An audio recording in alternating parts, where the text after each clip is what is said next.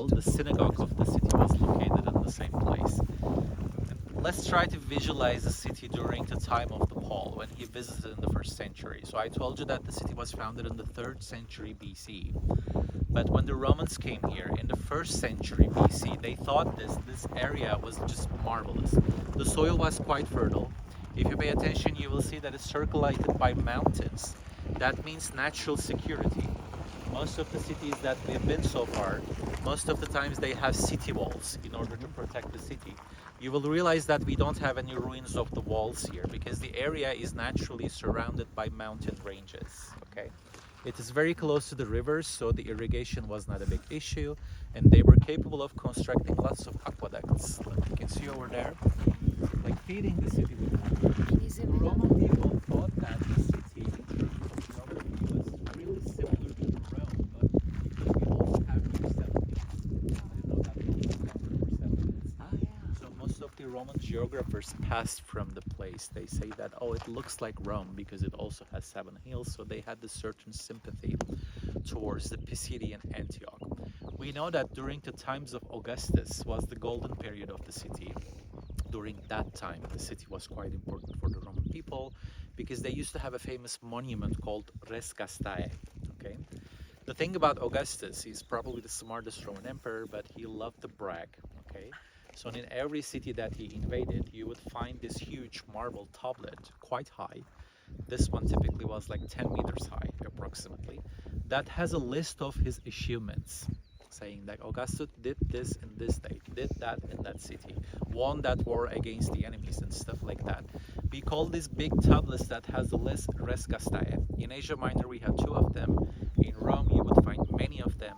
The fact that we have this here, it means that it was an important city for Augustus. He wanted the people to know his achievements, right?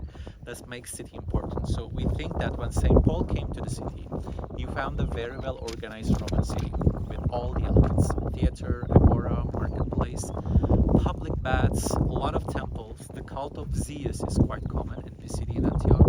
And during the excavations, they uncovered a small temple of Zeus. Probably it had bigger ones when St. Paul arrived here. And most importantly, he used to have a synagogue.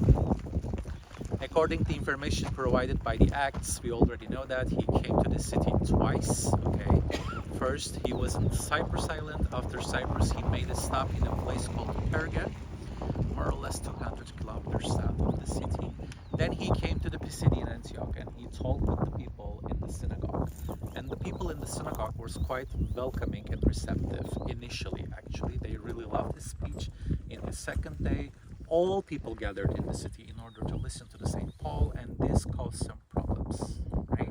They started to provoke some jealousy towards her. That's why he left the city and went from Derbe. And from the book of Acts, we know that when he was in Derbe, that we visited yesterday, some Jewish people coming from this city, Pisidian Antioch, to provoke the Jewish population of Derbe against him over there, okay?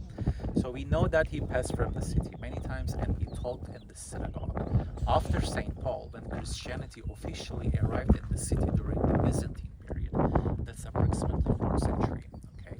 The Byzantine emperor of the period, he ordered the construction of a small basilica on top of the synagogue where St. Paul preached for the first time. Okay?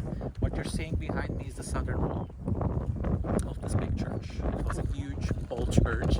Right now we only have the base of it, and some parts of the altar are actually discernible. When you go there you can see, but not much of it is left.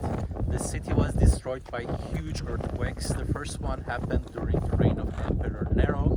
That's approximately year 63. And the other one happened in the 5th century. It destroyed the city to the ground. And they tried to reconstruct it, but they didn't have a lot of success. In most of the cities that we went, I told you that the city was invaded by Arabs, by the soldiers of Prophet Muhammad in the 8th century. Same thing happened here too, because if you look at the map, you will see that once you cross the Taurus Mountains, the Pisidia is just like right on your left, okay? So if you're coming from Saudi Arabia, from the southern part of the country, and if you're trying to go towards Constantinople, because the main goal of the soldiers of the Muhammad was to invade Constantinople actually, you naturally have to pass through here. There's no other way. So the Byzantine people, in order to defend themselves towards Arab people, they used this Pisidan Antioch as a bumper state. Okay, this is the place where they used to put the soldiers, actually, the military equipment and stuff like that, and they actually gained a lot of victory against Arab people here in this region. It made a success because this is also geographically quite convenient to serve as a military base. From the mountains surrounding the city, you will be able to see the Silk Road and all the roads coming into place. So it has this like importance. I can tell you that up until the 6th century, up until the 7th century, it worked as a military base. Then slowly it lost its importance.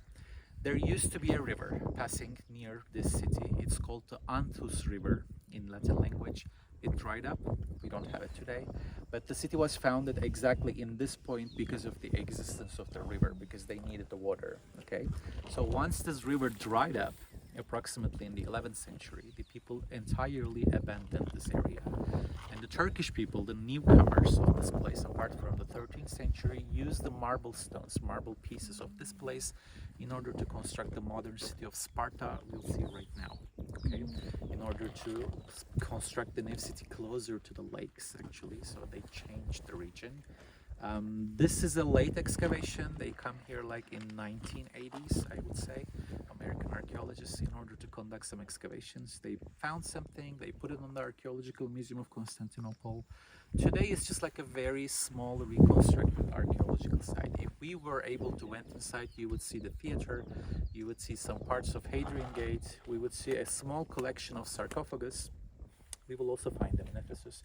And most importantly, we will be able to see the church that was dedicated to